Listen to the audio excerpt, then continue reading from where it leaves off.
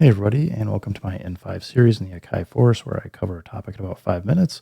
This is session 1.4, and today I want to talk a little bit about mixing. This is partly kind of just what I try and do as a starting template. I'm not going to go super deep into how I would go do all the effects and filters and all that stuff, but I think just from a mixing standpoint, having at least some kind of a reference can really help and at least put you in a position where you're able to make some decisions. First thing, let's just delete this audio track. So to do that, I'm going to hold down delete. And I'm going to push the 2. Just get rid of that. Looks like it's taking in audio input from my microphone or something, or the mixer. We don't need that.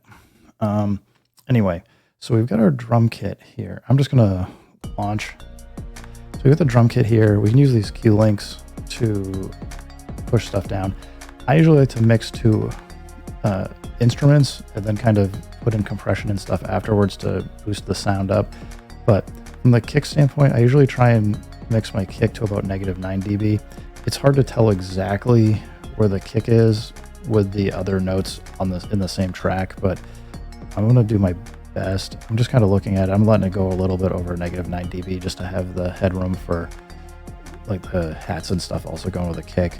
I'll take the bass, which is the second track now after I deleted the audio track. I'm going to, wrong one. I'm going to mix that to about -9 dB as well. That's pretty close. I don't try to make these things perfect. But I usually then take my instruments and things, and I try to push them to about -20 dB and kind of see how they sound. Could we, because we can always adjust things up and down from where they are in the mix, but let's take the bells out. I'm pretty happy with where the strings are in general in the mix. When I want to accentuate them, I can always bring them up higher using automation, but if I bring this back to -20 dB, where I'm seeing it peak on the meter, I would say the bells sound like they're way too far back. So I'm just making the decision. I need to bring them up a little bit more forward. And somewhere around there, I mean, it's probably at like -15 or so dB. It doesn't show it on the meter, but it's somewhere around there. That's where I'd say it's probably about roughly the right level in the mix where you can hear it, but it's not an overwhelming sound. Remember, if I put it back to 0, especially as I've mixed things, it's really far forward now and probably not where I want it.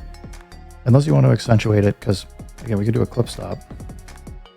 You might want it this loud when nothing else is playing, or you need to adjust your automation to bring things in. But I think for the purposes of what I'm trying to do here, just showing stuff, it's probably not necessary.